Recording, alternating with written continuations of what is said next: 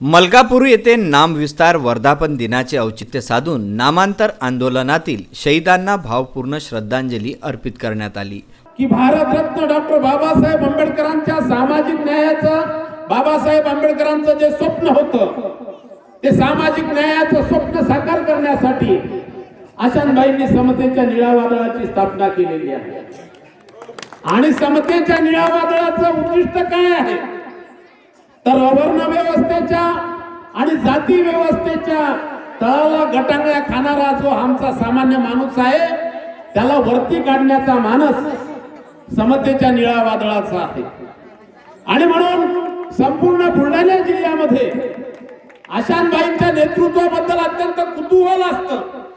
त्याचं कारण असं आहे की जेव्हा मराठवाडा विद्यापीठ डॉक्टर बाबासाहेब आंबेडकरांचं नाव विद्यापीठाला मिळालं पाहिजे यासाठी हा जो संघर्ष उभा राहिला, या ठिकाणी लॉंग मार्च निघला आणि लॉंग मार्च रायरीच्या पुलावरती जेव्हा कवडे सरांचा अडवल्या गेला तर या बुलढाणा जिल्हा संपूर्ण महाराष्ट्रामध्ये नामांतराचा एक बालेकिल्ला म्हणून त्या ठिकाणी घोषित झाला आणि त्याचं नेतृत्व या जिल्ह्याचं भाई आशांजी वानकडे यांनी खंबीरपणाने त्या ठिकाणी पेललं। स्वाभिमानाने हे सांगेल की या बुलढाणा जिल्ह्यातील कष्ट करून घाम गाळून उपाशी पोटी राहून आपली शिदोरी बांधून आंदोलनामध्ये सहभागी झालेला मग तो नळकुंडचा ढाब्याचा आमचा गरीब माणूस असेल, कष्ट करून मोड्या वाहून नामांतराची लढाई लढण्यासाठी धावत येणारी आमची एखादी वळवण्याची चिंताबाई असेल, भीमनगरातील माझ्या सगळ्या माता भगिनी असतील, हे मोठे आहेत। यांच्या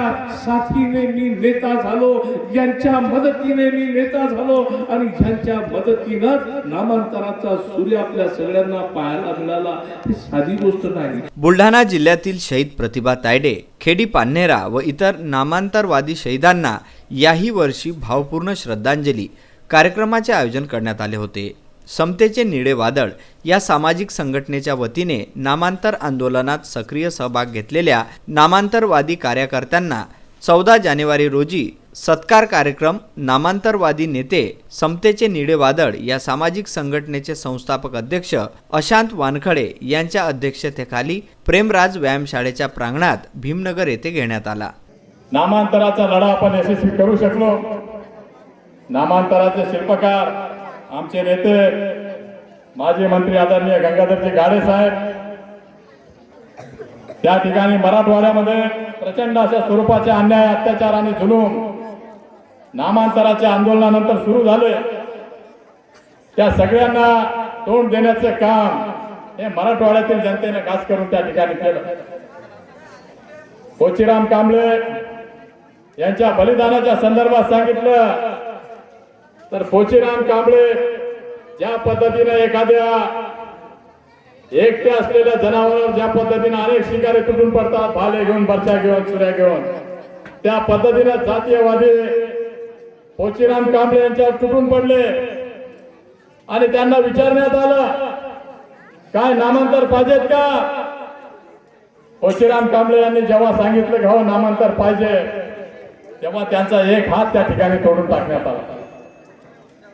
जेव्हा त्यांना पुन्हा विचारण्यात आलं काय आता नामांतर पाहिजेत का, तेव्हा पुन्हा त्यांनी सांगितलं हो नामांतर पाहिजे, तेव्हा त्यांचा दुसरा हात त्या ठिकाणी छाटून टाकण्यात आला।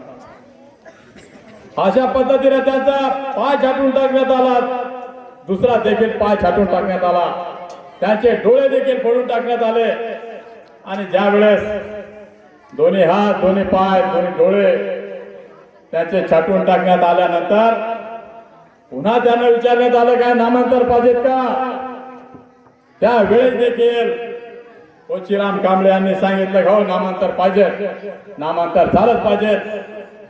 तेव्हा त्या जातीयवादी समुदायानं त्यांचे मान तोडून टाकले आणि त्यांच्या रक्तानं अशा स्वरूपानं त्यांच्या रक्ताच्या बलिदानातून या ठिकाणी नामांतराचा लढा यशस्वी झाला। कार्यक्रमाचे उद्घाटक बुलढाणा जिल्हाध्यक्ष अशोक दाभाळे, याप्रसंगी नामांतरवादी कैलाश सुगदाने, मेहकर, भाई सोमेंद्र दाभाळे, बुलढाणा प्रकाश पचरेवाल, चिखली येथील अलका झनके, अरुण डोंगरे आदी उपस्थित होते। विदर्भ न्यूज करिता बुलढाणा येथून प्रशांत खंडारे।